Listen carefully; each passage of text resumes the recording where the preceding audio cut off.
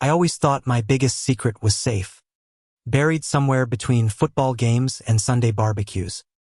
But the moment I saw him standing shirtless by his porch, laughing like the world owed him nothing, I realized God had a cruel sense of humor.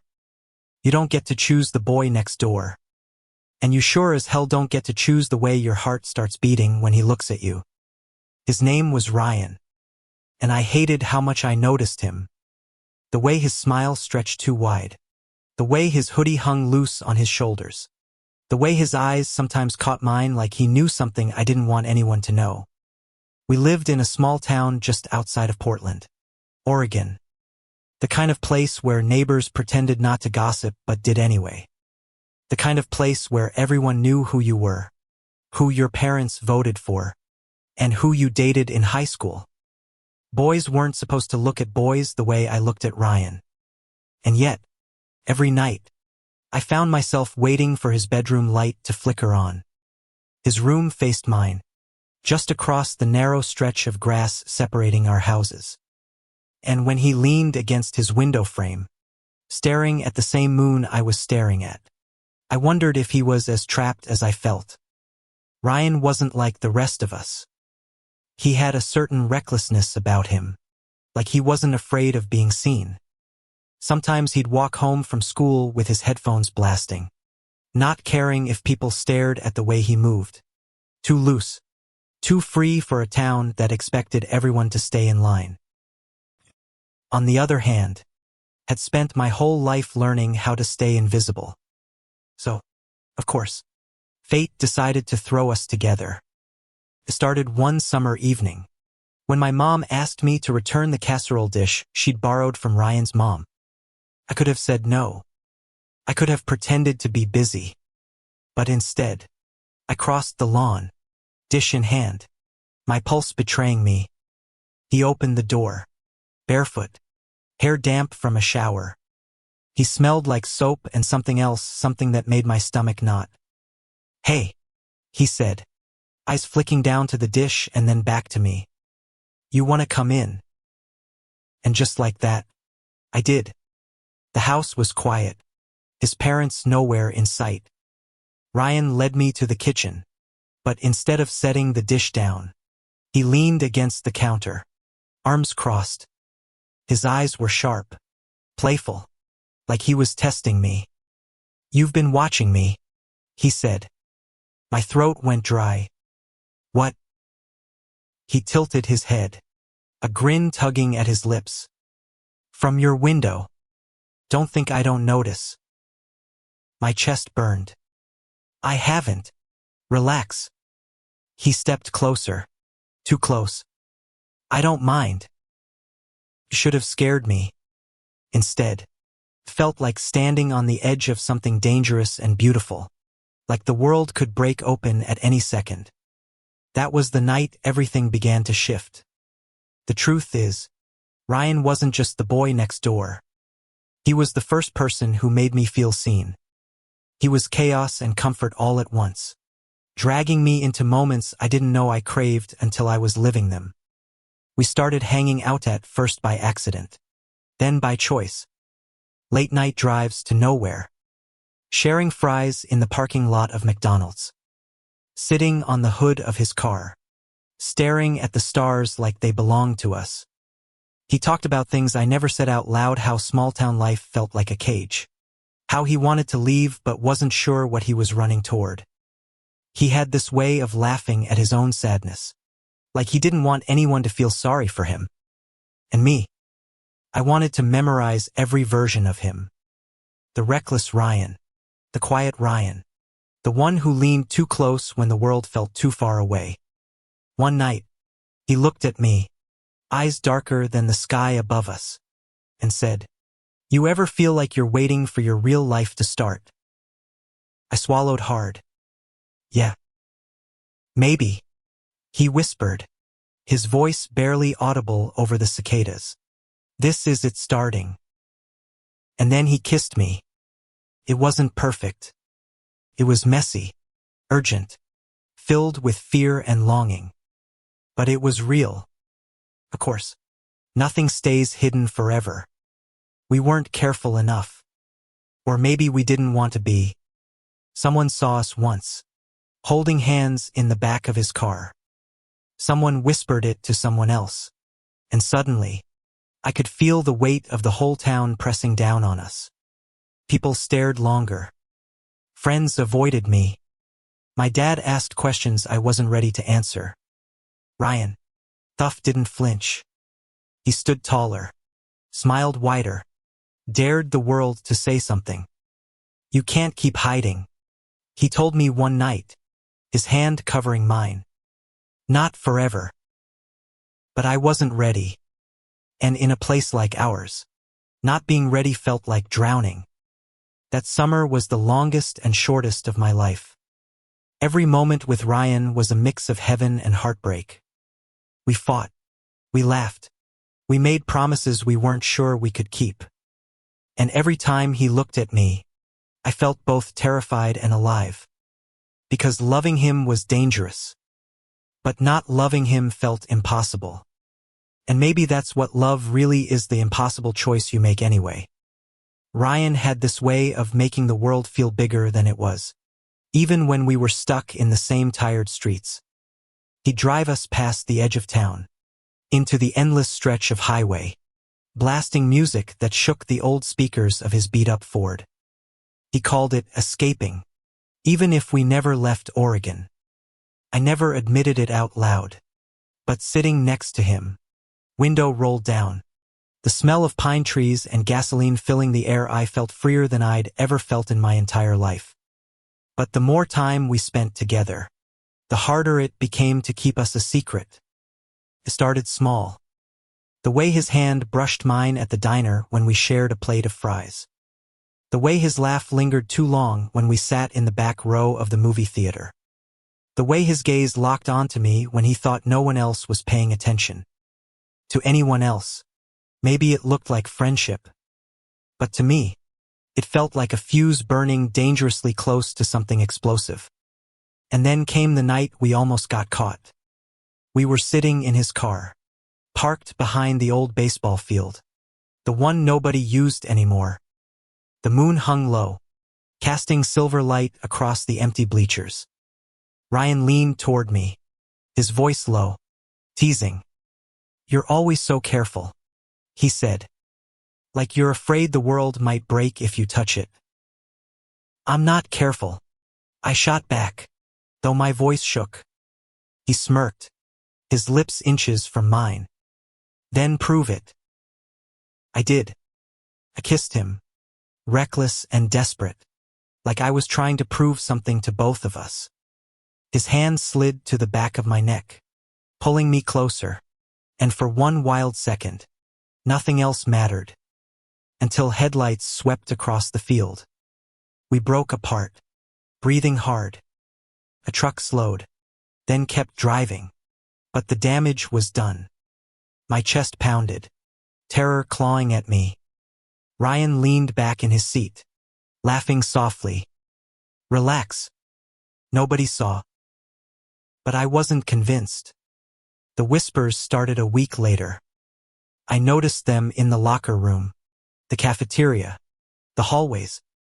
Boys elbowing each other, girls covering their mouths as I walked past. Nobody said it directly to me. Not yet. But I knew. Small towns have a way of sharpening rumors into knives. My father's silence confirmed it. He wasn't a man of many words. But the way he looked at Melong, measured, like he was searching for something I didn't want him to find, made my stomach turn. Ryan didn't seem to care. He kept showing up at my window at midnight, tapping the glass with that crooked smile. He'd climb inside, smelling like smoke and freedom, and pull me into the kind of embrace that felt like home. You worry too much, he whispered once, his lips brushing my ear. They don't own you. But he didn't understand. He didn't live in my skin, in my house, with my father's expectations pressing down like concrete. And that was the first crack between us. It widened the night of the 4th of July. The whole town gathered at the park. Kids waving sparklers, Parents sprawled on blankets. Ryan found me near the food trucks, grinning as if nothing had changed. "Come watch the fireworks with me," he said, tugging at my arm. Pulled away. "Ryan, people are watching." "So what?" His eyes narrowed. "Let them." "You don't get it." My voice cracked. "I can't." "What? Be seen with me." The hurt in his voice sliced through me, sharper than any rumor. "Ryan, please," I whispered, but he was already walking away, shoulders stiff. I watched him disappear into the crowd, fireworks exploding overhead, and for the first time, I wondered if love could survive fear. For days, he didn't come to my window. I told myself it was better this way. That distance would protect us both. But lying awake in the dark, staring at the empty space across the yard, I felt like I'd lost more than just a boy. I'd lost the part of myself that believed I could ever be brave. Then came the night he showed up again.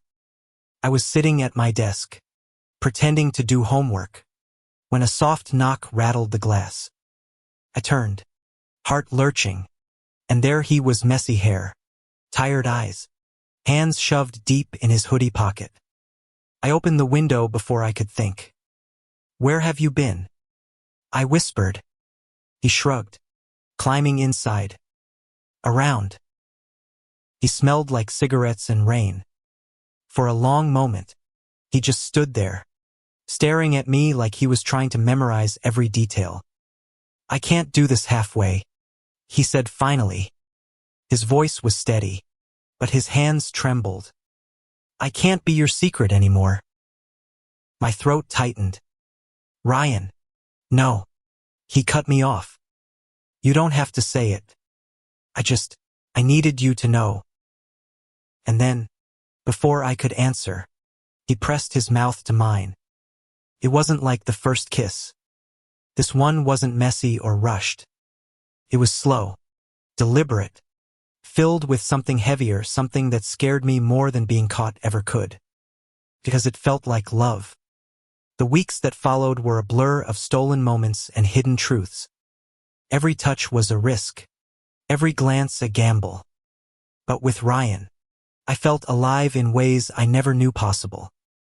We found places to belong, abandoned rooftops, quiet trails, corners of the world no one else cared about. He held my hand in the dark, whispered promises I wasn't sure we could keep.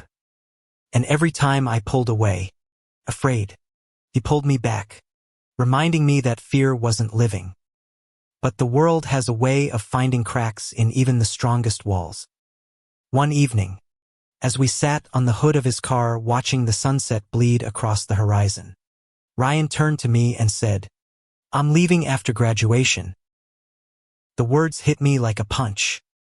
"Leaving?" "Yeah." His gaze stayed on the horizon. "This town will kill me if I stay. I need more. I need freedom." My chest tightened. "And what about me?" He finally looked at me, his eyes soft but unflinching. "Come with me." The silence stretched, heavy and suffocating. I wanted to say yes. God, I wanted to.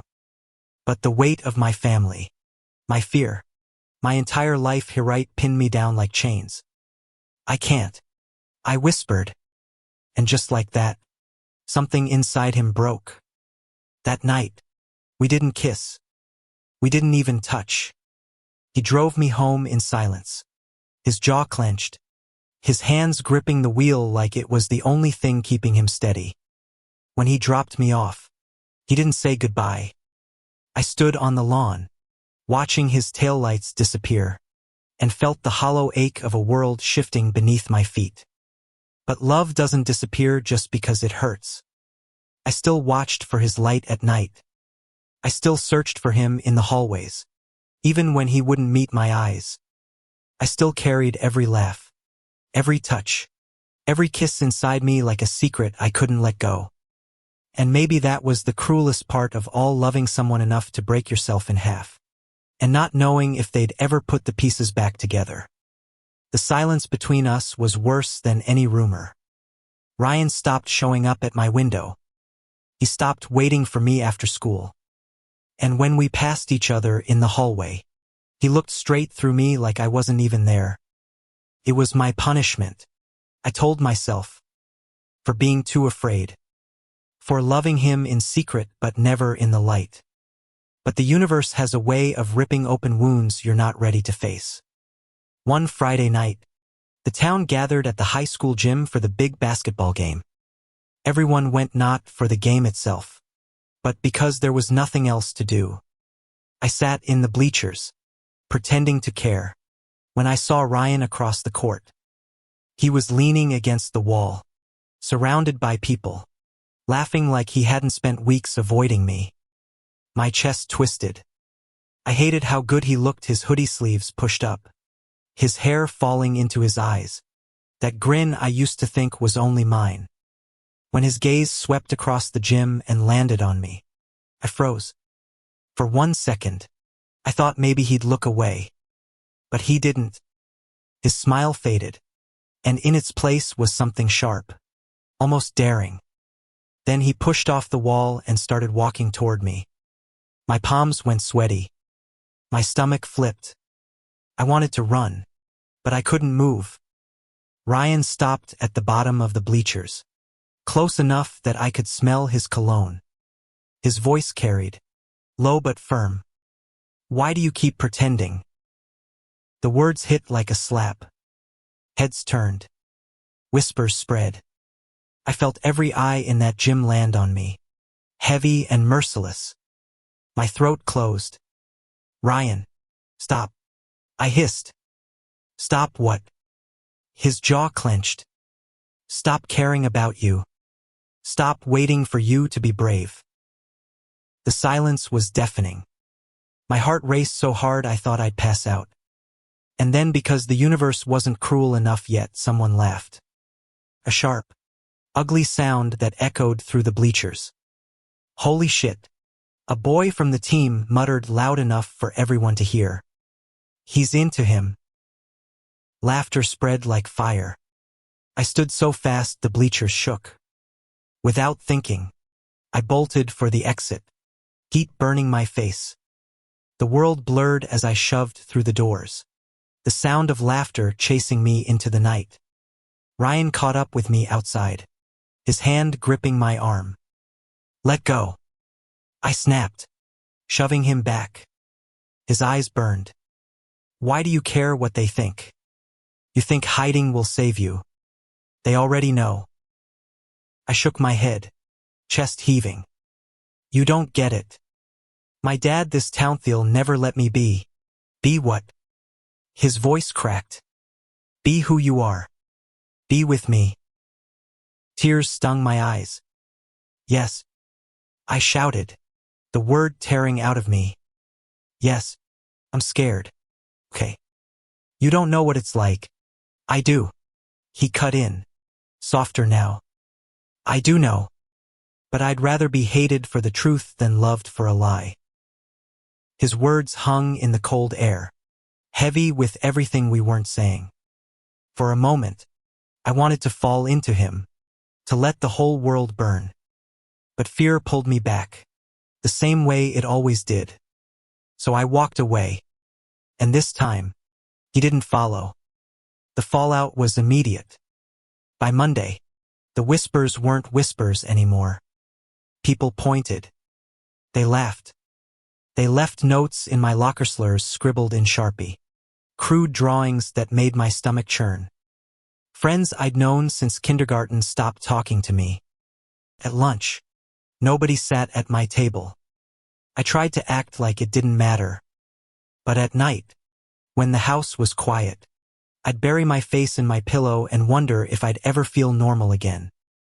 And then came the night my dad found out. He was sitting in his chair, beer in hand, the TV flickering across his face.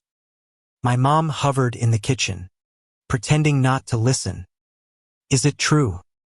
he asked. his voice flat. My chest tightened. What? He looked at me, eyes hard. You and that boy, Ryan. The air went out of the room. My mouth opened, but no sound came. You think I don't hear things? His voice rose. Half the town's talking about it. I wanted to deny it, to say they were wrong, but the words stuck. So I said nothing. And in that silence, he had his answer.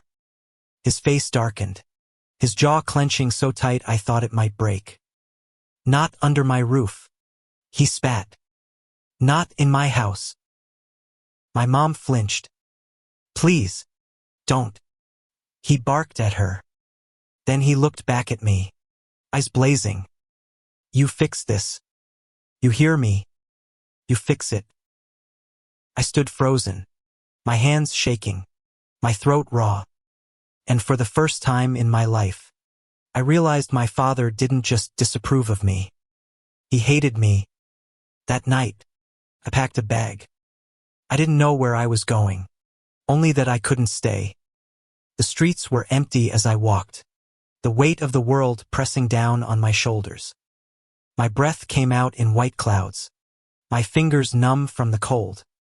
Without thinking, I found myself at Ryan's house. His light was on. I picked up a pebble and tossed it at his window, the same way he used to do at mine.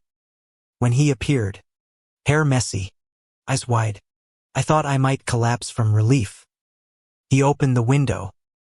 What are you? I need you. I choked out.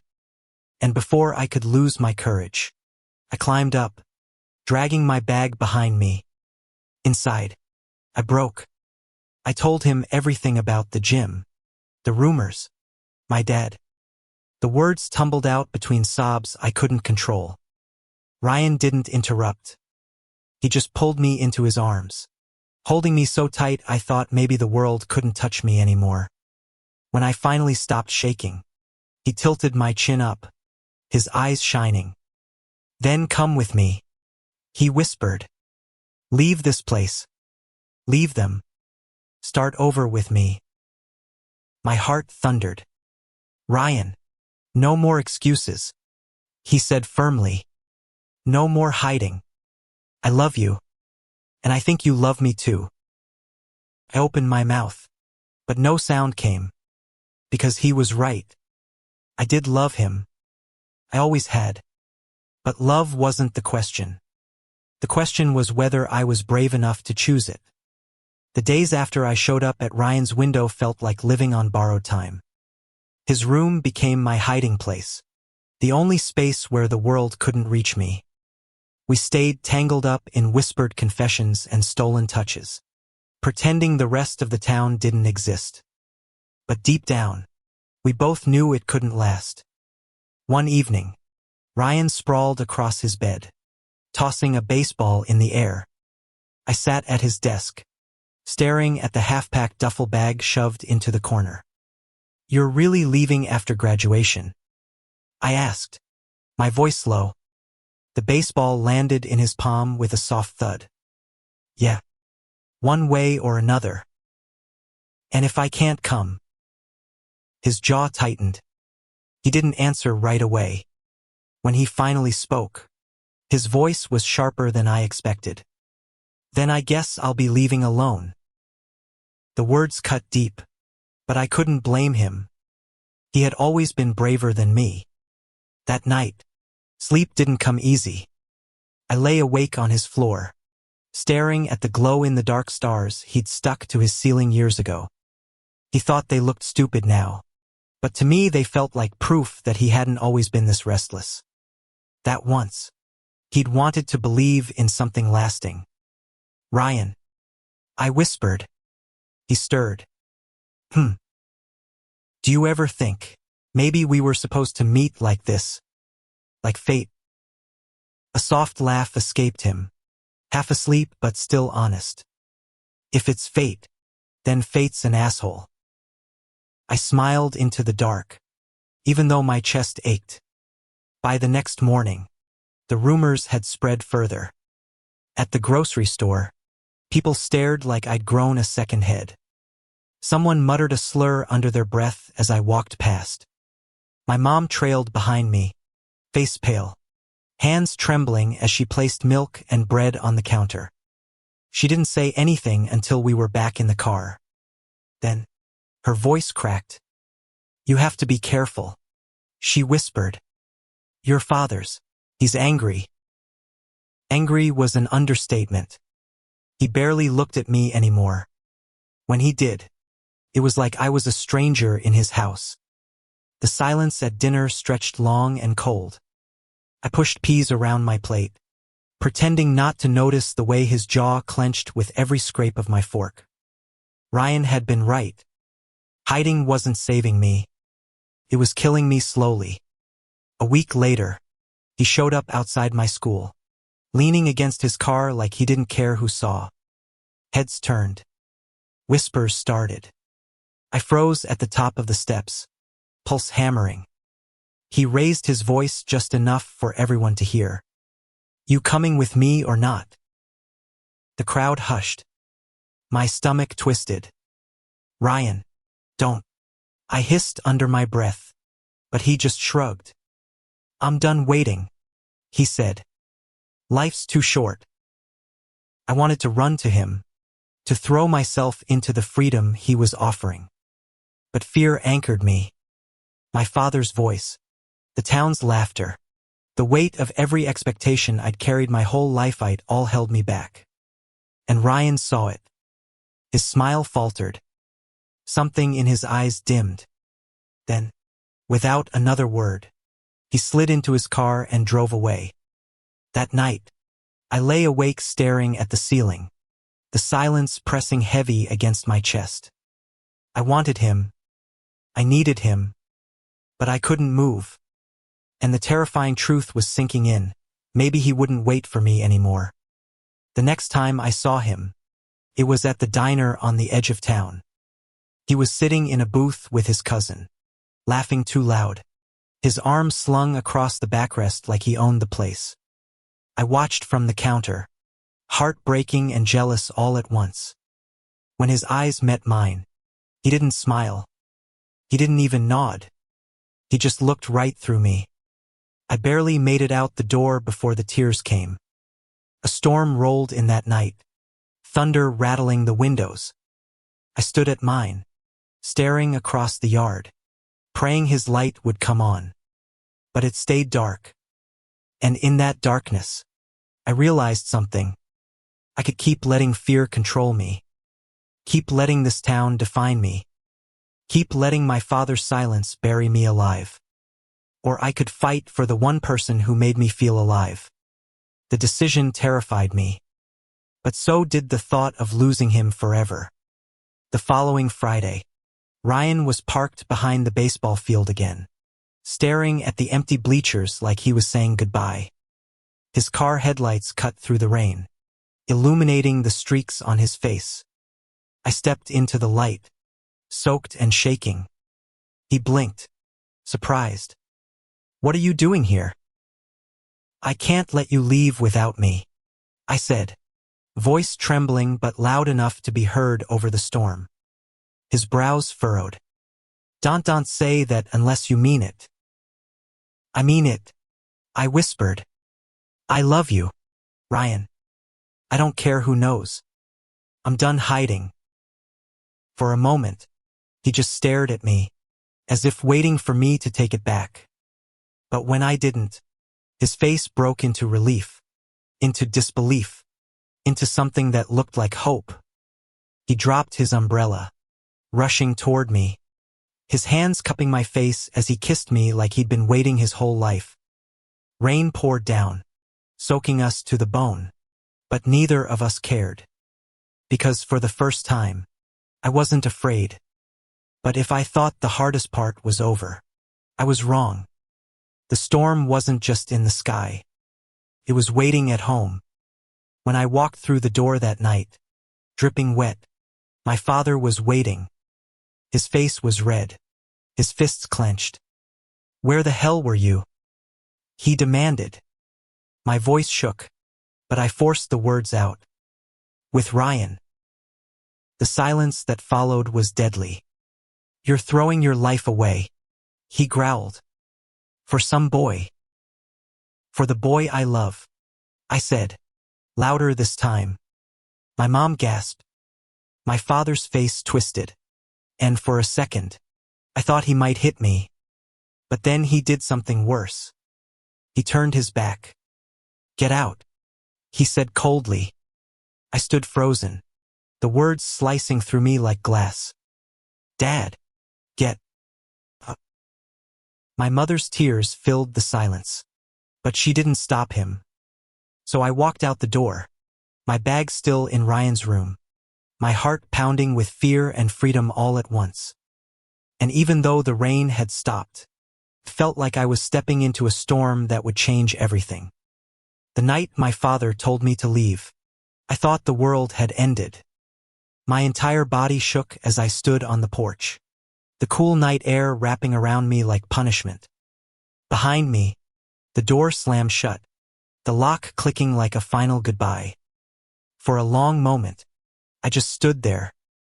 I half expected my mom to run after me, to pull me back inside. But the house stayed dark and silent, and I realized she wasn't coming. I had no home, no safety net, no choice but to move forward. So I went to the only place that had ever felt like mine. Ryan opened his door within seconds, like he'd been waiting.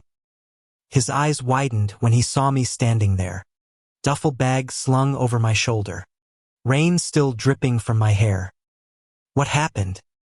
He asked, pulling me inside. My dad. I managed. My voice cracked. He kicked me out. For a moment, Ryan just stared at me, his jaw tight, his chest rising and falling fast. Then, without a word, he wrapped his arms around me and held me like he'd never let go. I've got you. He whispered into my hair. You're safe here. And for the first time all night, I believed it. The next few days blurred into one long stretch of quiet rebellion. I stayed in Ryan's room, hidden from his parents, sneaking down for food when the house was empty. We lived on cheap snacks, whispered jokes, and the kind of kisses that felt like defiance. But I knew we couldn't hide forever. Ryan's parents weren't oblivious. His mom caught me once, shuffling down the hall in one of his hoodies. She didn't yell, didn't scold, just gave me a look filled with equal parts pity and worry. Later, Ryan admitted she knew about us. She's not the problem, he said. It's my dad. And what does he think? I asked. Ryan looked away. He thinks I'll grow out of it. The silence that followed was heavy, because I knew exactly what it felt like to be treated like a mistake. We started talking seriously about leaving. Ryan was restless, already counting down the days until graduation. His beat-up Ford was parked in the driveway, half a tank of gas and just enough life left in it to take us somewhere new. California, he said one night, his head resting against my shoulder. We could go to L. Nobody cares who you love there. We could get jobs, share an apartment, start over. The dream sounded impossible. But sitting there, his hand tangled with mine, it was the first time the future didn't scare me. Okay, I whispered. Let's do it. The weeks crawled by. Whispers at school grew louder, crueler. My dad stopped acknowledging me altogether. My mom left notes in my locker short, frantic scribbles telling me she loved me, begging me to come home. But I couldn't. Not when home had stopped feeling like mine. Ryan became my anchor. Every night, we mapped out our escape, what highways to take, which towns to avoid, how much money we'd need. We didn't have a plan so much as a dream, but that dream was enough to keep us alive. Then came the night everything almost fell apart. Ryan's dad found us in his room, the door closed, our hands still tangled. His face turned red. His voice a storm of anger and disbelief. "What the hell is this?" he shouted. Ryan stood his ground, shoulders squared. "It's exactly what it looks like." His dad's jaw tightened. "Not under my roof." I felt my chest cave in, panic clawing at me. But Ryan didn't flinch. "Then we'll leave," he said. And in that moment, I saw Ithis' decision made, his mind unshakable. He wasn't asking permission anymore. He was choosing us. The next morning, we packed the Ford. Clothes stuffed into trash bags. Snacks from the pantry. Just enough cash to get us past the state line. I slipped one last note under my mom's pillow: "I am okay. Don't worry. I love you." As the sun rose over our small town, we drove away. The streets were empty, the houses quiet. I watched my neighborhood fade in the rearview mirror, my chest tight with a mix of grief and relief. Beside me, Ryan reached over and laced his fingers through mine. "We're really doing this," he whispered. "Yeah," I said, my voice breaking. "We are." The highway stretched out like a promise. Pine trees blurred past, the radio humming low.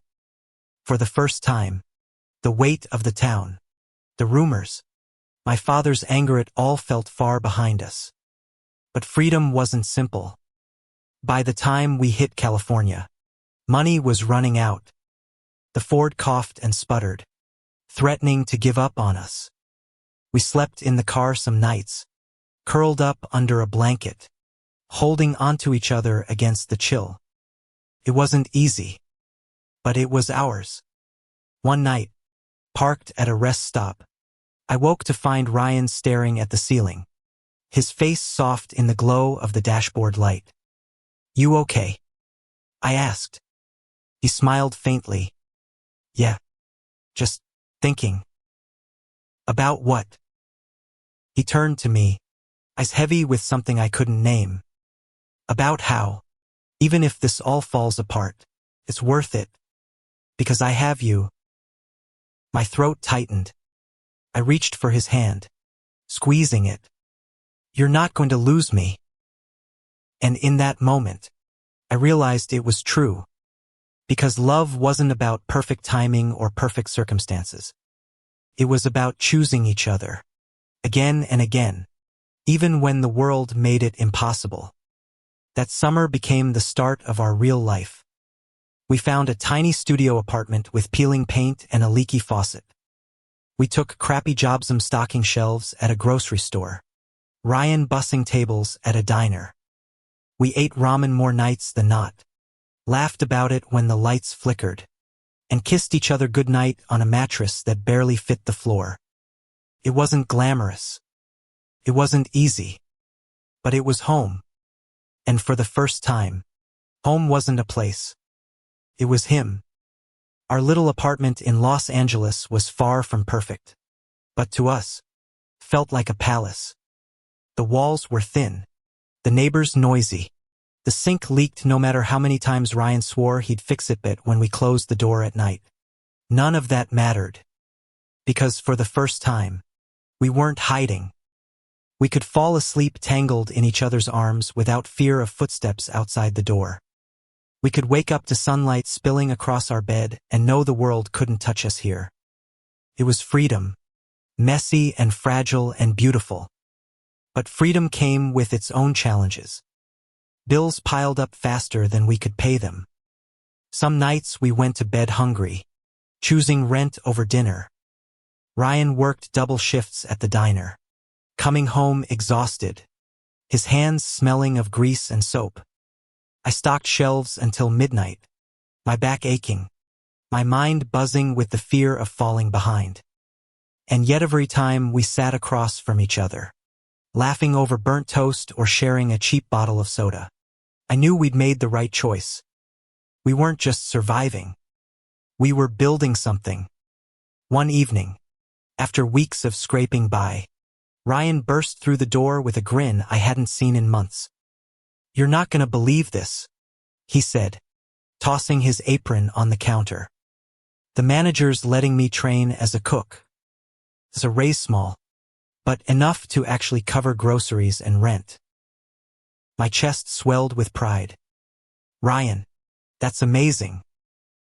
He shrugged, trying to play it cool, but I could see the spark in his eyes.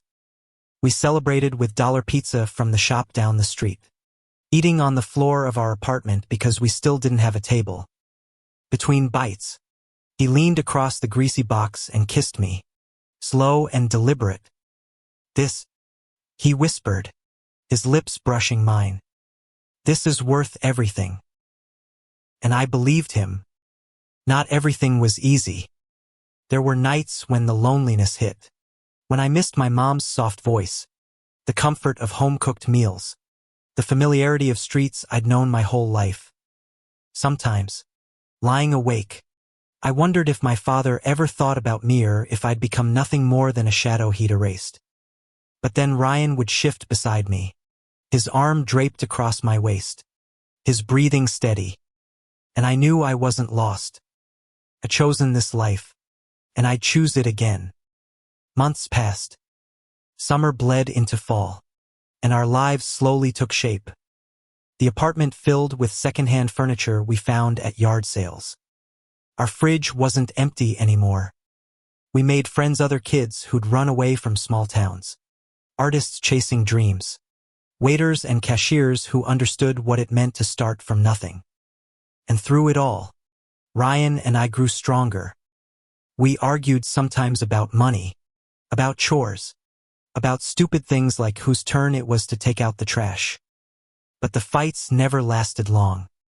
Because beneath the frustration was something unshakable, the certainty that neither of us was going anywhere. One night, almost a year after we'd left Oregon, we found ourselves on the rooftop of our building. The city stretched around us, glowing with neon signs and the hum of traffic. Ryan leaned against the railing, the wind tugging at his hair. "Crazy, isn't it?" he said, staring out at the skyline. "What is?" "That we actually did it. We left. We survived." I stepped closer, my shoulder brushing his. "We more than survived." He turned to me, his eyes soft, almost shy. "You know, I never really thought I'd get this far. I figured I'd crash and burn before I ever made it out. But you're the reason I didn't." My chest tightened. "Ryan," he took my hand, lacing our fingers together. "I love you. I don't think I ever said it enough back home.